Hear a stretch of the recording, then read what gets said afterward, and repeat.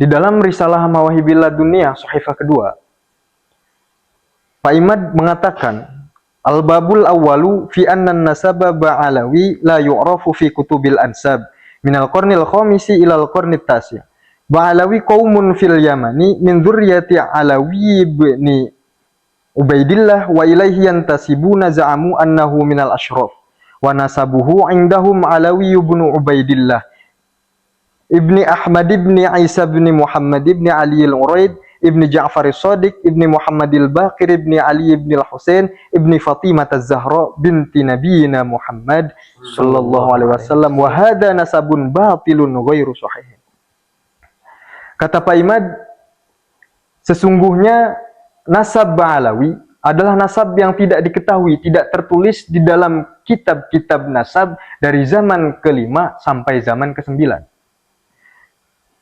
Ba'alawi adalah satu kaum yang ada di negara Yaman yang masih keturunan dari Imam Alwi bin Ubaidillah, yang mereka mengaku bahwasanya mereka masih keturunan dari Rasulullah Shallallahu Alaihi Wasallam.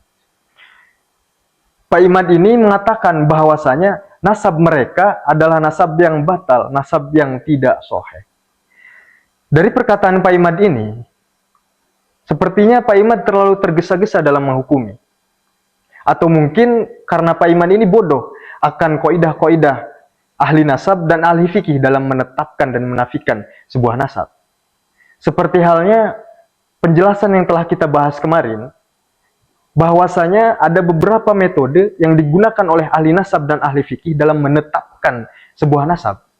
Yang mana salah satunya adalah syuhrah wal istifadah, yakni kemasyhuran dan kepopuleran. Yang mana apabila tercukupi syarat satu ini, maka satu nasab bisa ditetapkan dan bisa dianggap sahih. Sedangkan dalam kenyataannya, nasab Ba'alawi adalah sebuah nasab yang telah populer, telah masyhur. Bukan hanya di Indonesia, bahkan di mancanegara pun mengakui bahwasanya nasab Ba'alawi adalah nasab yang masih tersambung kepada Rasulullah Shallallahu Alaihi Wasallam. Bahkan tidak hanya itu, An-Nasabah Syekh Abi Hashim Ibrahim bin Mansur Al-Hashimi, pengarang daripada kitab Al-Ifadah fi Adillatis Subutin Nasab wa Naf'ihi Bisyuhrah wal Istifadah, dan kitab Usul wa Qa'id fi Kashfi Mudda'i Syaraf wa Mujawwirin Nasab, yang sering dikutip oleh Pak Imad bin Sarman untuk menyempurnakan karya-karyanya. Di salah satu cuplikan video, Syekh Abi Hashim Ibrahim bin Mansur Al-Hashimi menjawab pertanyaan perihal harus adanya kitab sezaman atau yang mendekati menjadi syarat dalam menetapkan satu nasab. Mari kita simak dan cermati videonya. فلذلك مسألة أن أهل بعلوي أن جدهم فيه كلام أو ليس له ذكر، هذه شبهة باطلة. يعني أنا الآن لو أتيت بذكر لجدهم عبيد الله ابن أحمد المهاجر، لو أتيت بذكر له ليقولون طيب هات ابنه أيضا وهات ابنه أيضا ويتسلسل هذا لا يمكن أن تطبقه على كل الأنساب، وهذا من الجهل. لأنك لو أردت أن تطبق هذا الأمر وتقول أن لابد أن يكون للإنسان مصدر لكل رجل من آبائه لأبطلنا كل الأنساب، كل الأنساب تبطل بهذا الجهل المركب. ولذلك القائل بأن جد البعلوي ليس له ذكر وعلى ذلك يبطل النسب فكلامه يدل على جهله بأصول وقواعد هذه العلم. Dari cuplikan video tadi, Syekh Syarif Abi Hashim Ibrahim bin Mansur Al-Hashimi menjawab bahwa jika penetapan suatu nasab disyaratkan harus adanya kitab sezaman atau yang mendekati, maka semua nasab akan batal. Tidak hanya nasab Sadah Ali Ba'alawi, seluruh nasab manusia yang ada di muka bumi juga akan batal.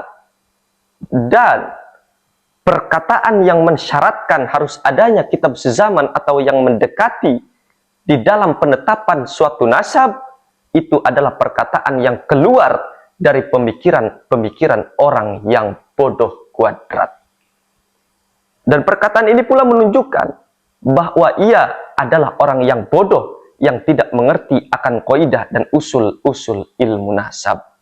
Dari sini sudah jelas bahwa Pak Imaduddin bin Sarmana ialah orang yang bodoh dan sok mengerti akan ilmu nasab, yang padahal perkataan dan karya-karyanya sangat bertolak belakang dengan kaidah dan usul-usul ilmu nasab. Sejauh ini saya masih heran, kenapa masih banyak masyarakat, bahkan para ustadz kiai, yang masih mempercayai dan mengikuti orang bodoh seperti Pak Imad ini. Yang padahal Pak Imad ini hanyalah seorang yang sok paham dan sok mengerti tentang ilmu nasab. Dan dari polemik masalah nasab ini, menurut saya, sepanjang sejarah, baru kali ini ada orang yang disebut sebagai ulama, terkenal dan populer sampai ke mancanegara karena kebodohannya.